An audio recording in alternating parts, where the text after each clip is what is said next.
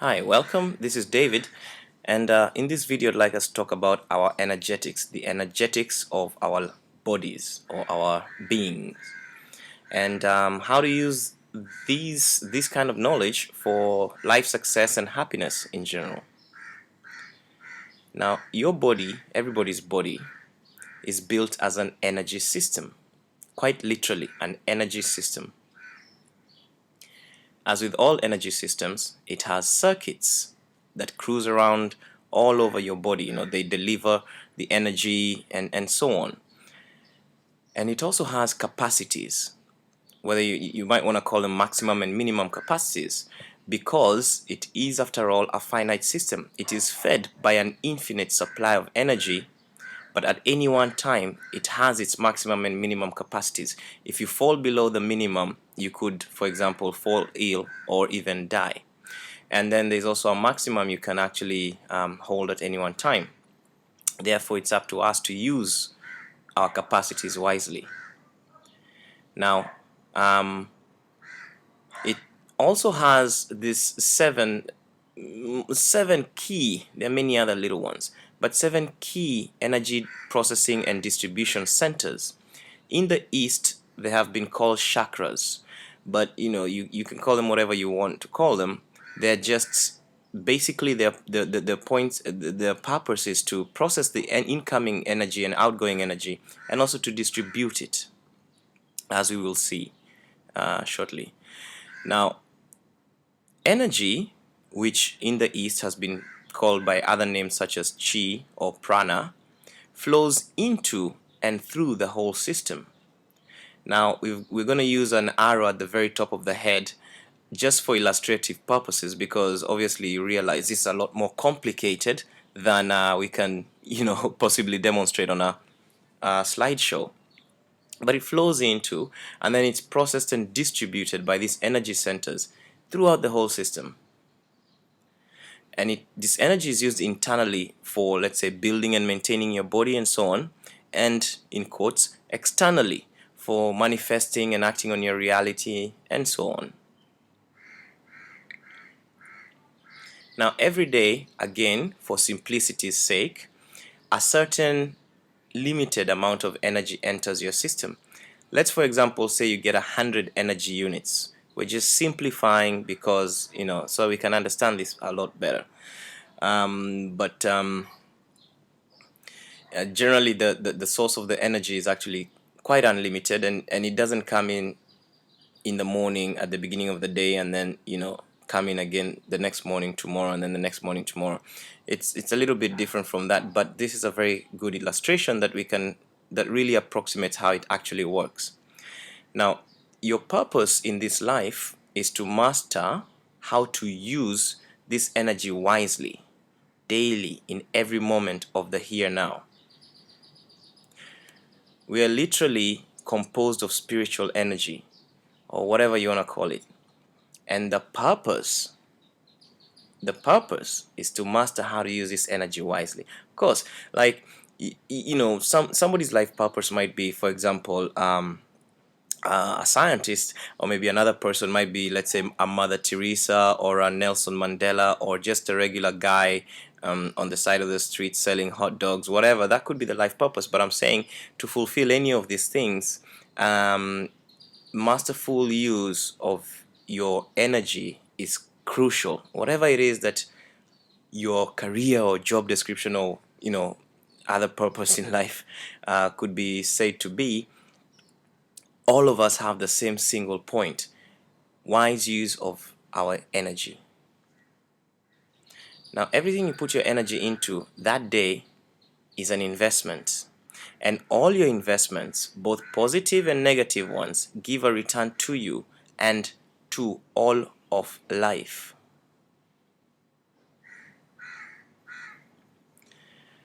Now, your daily energy investments are going to result in an energetic profit, let's call it that, if you invest wisely, or an energetic loss if you invest poorly.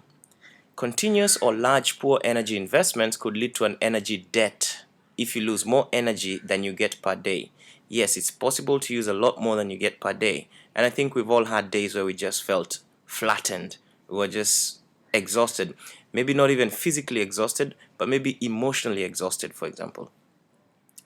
Now, if you do get into an energy debt, you're going to have to finance it by borrowing energy.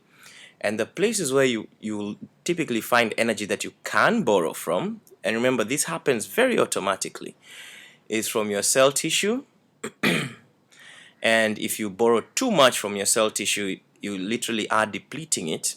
And this is one way, this is not the only way, but this is one way that diseases start to emerge, or rapid aging. I think we've all heard of, and a few of us have seen, somebody who has aged very rapidly. Maybe the kind of aging that might take 5 years could have taken like a few months for them, or some people even a few days. Maybe they went through a traumatic shock and they just leaked energy like crazy, and that just caused some rapid aging. It can also lead to depression and so on. Yeah, that's when you go into an energy debt. The other way you can borrow energy, well, this way, literally steal it in a way, is to sap it from other people. Yeah, and I think once again we all have met one or two people that we just felt was literally sucking our energy. You just felt drained being near this person, and so you end up avoiding that person. Yeah, or you end up mistreating that person because that's your little self-defense move. But this is quite literally what's going on there.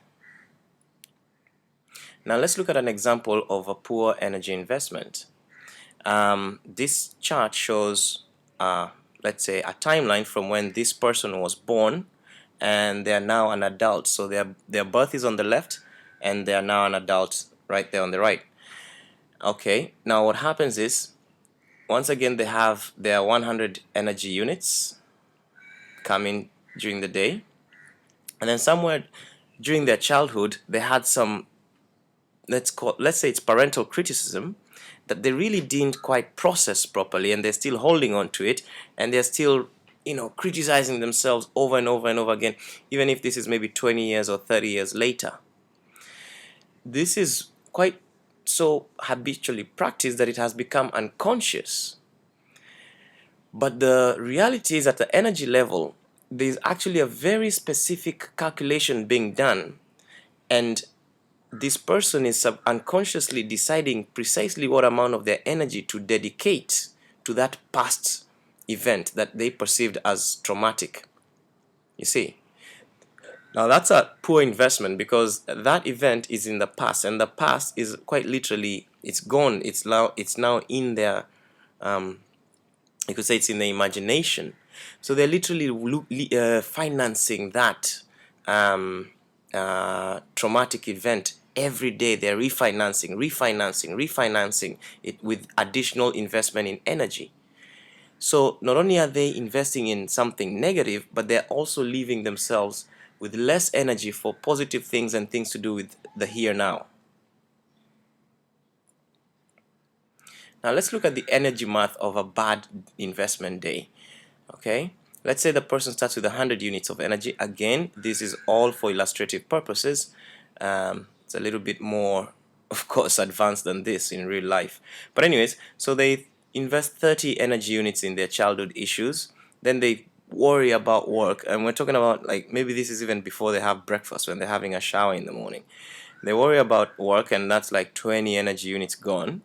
Then they think about their past relationship issues, and that person that did X to them that they just can't get over, and that kind of feeling.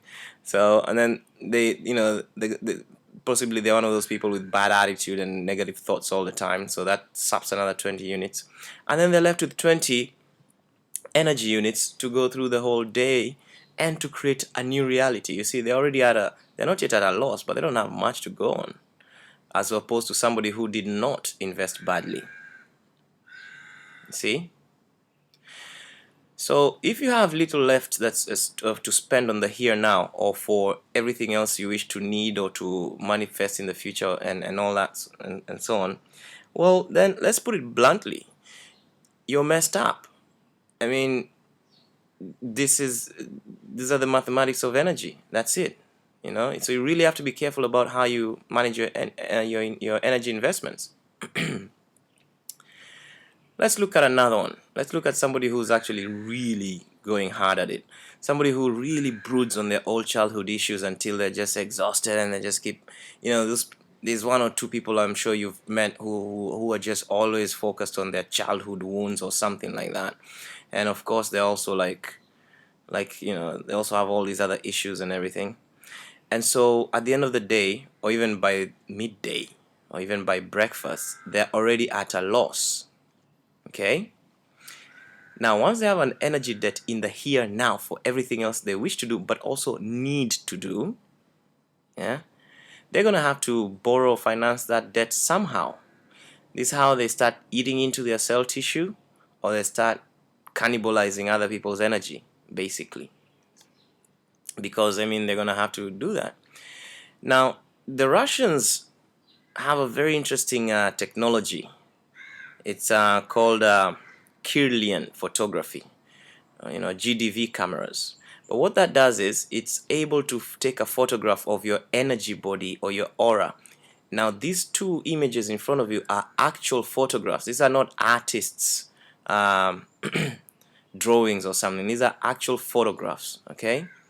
Now, on the left, you find somebody who has unhealthy or leaking, an unhealthy or energy body, or one that's leaking. Maybe they got all these bad investments and issues going on that they have not resolved, or they have not, forgiven or accepted, or, moved on. And then on the right, you have somebody who's healthy. They're not leaking energy, and you can see how strong their aura is. This affects everything, not just their cell tissues and their health and their development and everything, but also their power in the world. So this is the key concept. Number one, living and maintaining your life today, this day, let's be specific, in the here now, requires a certain minimum amount of energy. Okay? Manifesting or creating new realities in your life requires a certain minimum amount of energy also. And depends on what it is that you want to manifest or create. Some things require, nothing. Maybe like, for example, inspiration, a thought. That's not going to cost you. But maybe if it's a huge inspiration, and depending on where you're in your life, it could cost you a little or a lot, to actually bring it forth. Now, if you don't have that energy, you will go without. Simple. Number four, you cannot fake energy. You cannot force yourself to do more than you have. Some people think, okay, if I really work hard and push, yeah, sure, you're going to tire yourself, you're going to apply a lot of effort, but you're not creating new energy. You're just further depleting yourself. You cannot fake the energy.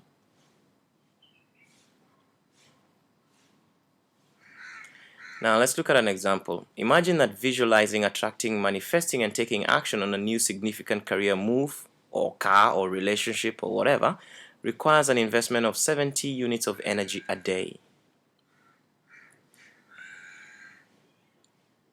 Now imagine that you only have 40 units a day to spare after deducting your unconscious bad investments. Your choices then become grim as follows. Number one, you're either going to go without the new and you stay stuck in the old, or you literally consume your own body or steal other people's energy to make the new happen, literally at a deadly cost to your health or relationships. But if you had more than enough energy in your system, you'd almost effortlessly flow into the new and drop the old. You might not even notice, you just effortlessly flow into it, right? So now, awakening, healing, forgiveness, taking self-responsibility, and letting go is the conscious, focused choice of ending these energy leaks and managing your energy wisely. That is what awakening, healing, forgiveness, taking self-responsibility, and letting go is. It is becoming conscious of your energy leaks and your waste of energy, and then managing that energy very wisely. Now let's look at a couple of examples of common energy suckers. Number one, anything we do from the shadow aspects of our child, victim, prostitute, and saboteur archetypes. We cover this in the book A Happy Pocket Full of Life, which is at ahappypocket.com.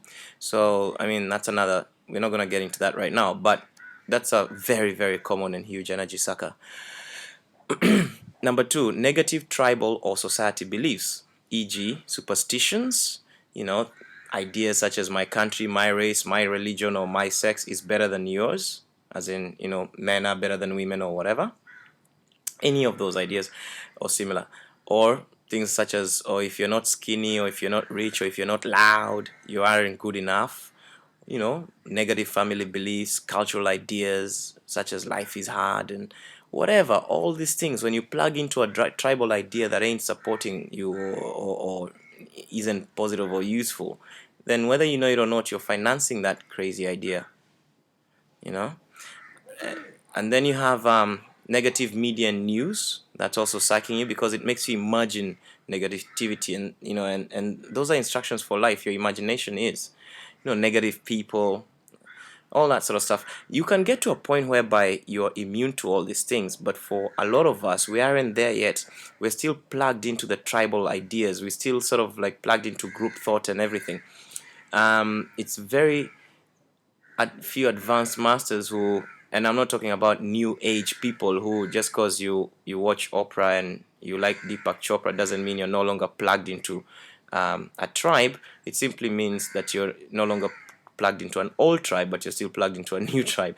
You understand? I don't know. But anyways, very few people are able to be truly immune to the environment that they are in. So it's better to, be conscious of where are you and what's, what beliefs do they have and are here, and am I plugged into them, and I should unplug, or what, that kind of thing. Anyways, so let's look at some golden rules. All your energy investments draw from your daily available energy pool. Okay. Number two, all your energy investments, whether they're positive or negative, will come back to you in one way or another. In other words, they will have returns. And this is whether you like it or not. So if you invest in negativity, it will come back to you. If you invest in positivity, it will come back to you. It's just automatic. And then the third rule, so do your best to never invest in anything that doesn't give you a positive return, or also never invest in anything that leads you to an energy debt, no matter what. Now, the secret to understanding what balances or unbalances each one of your energy centers is the secret to successful life. So let's look at these energy centers. Sorry, what I meant by that last statement is this.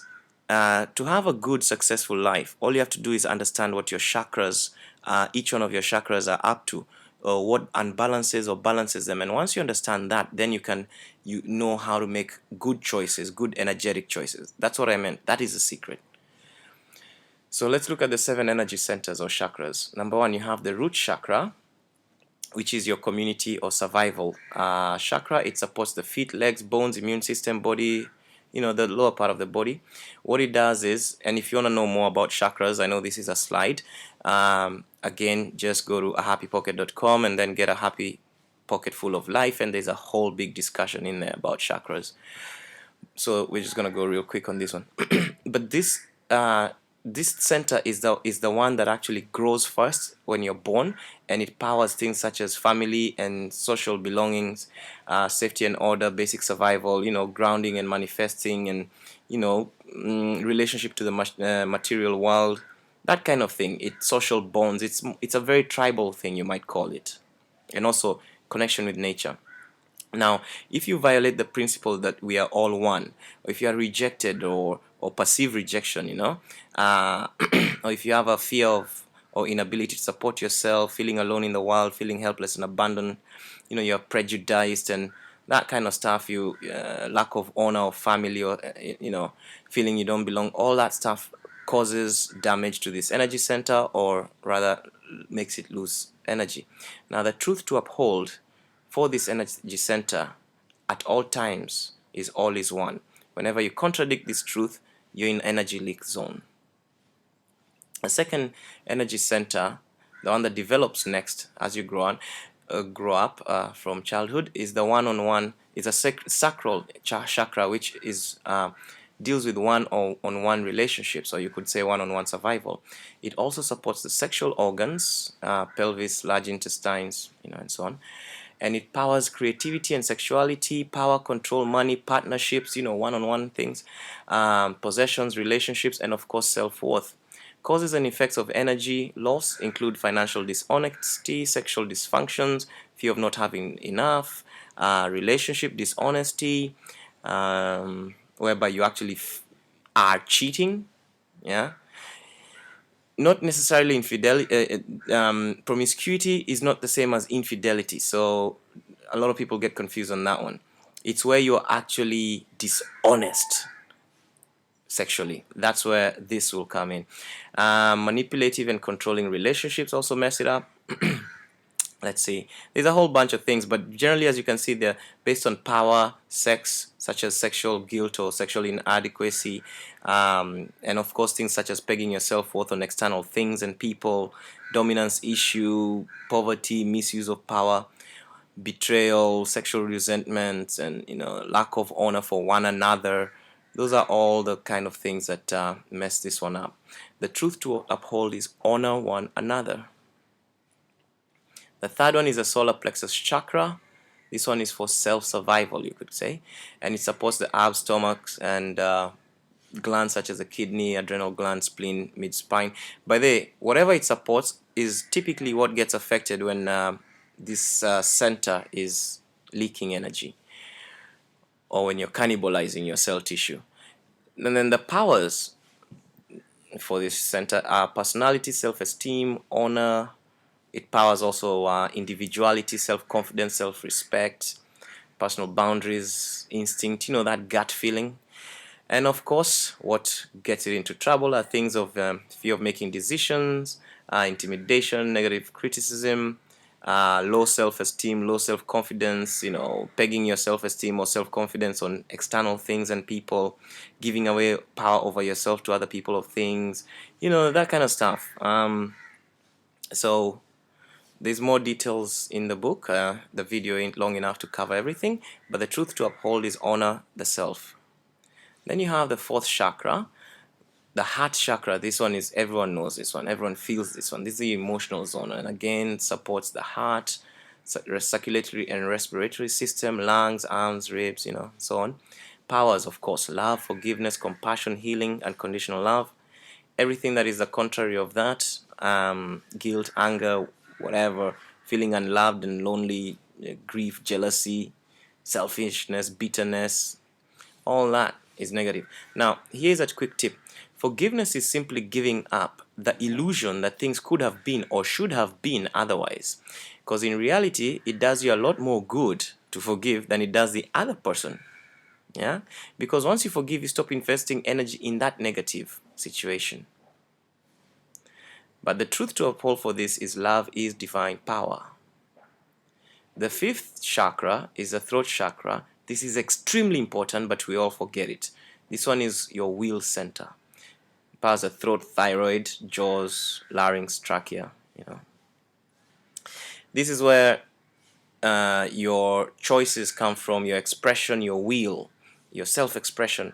All of them come from here. Following your dream, being honest to yourself and your path.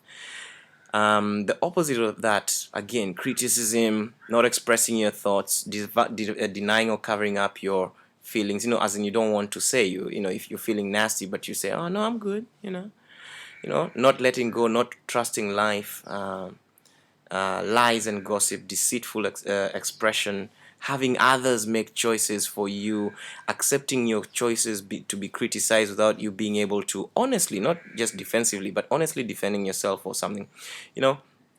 Difficulty believing that you have power of choice. All these things rob your willpower and ruin that chakra. The truth to uphold is, the ultimate truth is to surrender to divine will, which means you let go, because your higher self is actually what is controlling your life down here. Your higher self. Your physical mind is incapable of even seeing 1 second from now, the future, 1 minute, or even tomorrow, but your higher self can. And so the creative and and control actually of your life actually lies at your higher mind, not your physical mind. So that's what I'm saying, surrender to divine will. But before you even get there, you really have to recapture your personal will, from wherever you've let it go. You've given it to other people, say for example, wherever you've said you're a victim and you don't actually have choice and will and whatever. Okay. Now we come to the sixth one, which is the third eye, or the inner one. This is the mind, and of course supports the brain, nervous system, ears, eyes, nose. Ability to learn from experiences and guidance, intellect, open-mindedness, self-examination, truth, divine reason, insight, introspection, intelligence, seeing the bigger picture, that kind of thing. It's also the center for human logical reason, but also for divine reason. And of course, when you have untrue perception or fear of self-examination, inability or unwillingness to look at the lessons and reasons behind your experiences, all these are things that ruin it. Even fear of intuition and your natural psychic ability, all of them, they close it up. Yeah. But also things such as not knowing who you really are, blaming others for your experiences, false beliefs, blocking your inner truths, belief in intellectual inferiority or inadequacy, closing your mind up, addiction to human logical reason, such as self-righteousness. All this close that center up. Truth to uphold. Seek only divine truth. And now finally, the seventh, the crown. This is a spiritual connection center, supports your skin, muscular and skeletal system. Powers knowing who you really are, spirituality and letting go, enlightenment, surrender to and acceptance of your higher self's will, awareness. It's the entry point of your life force, self-knowledge, life purpose. All these things really, I think it's better if you actually get that book, A Happy Pocket Full of Life, because it goes deeper into this. But detachment, inspiration, transcendence, oneness, grace, mysticism, blessings, anointing, ascension, faith, divine guidance, all these are the ones that open it up, or when it's open, it supports these.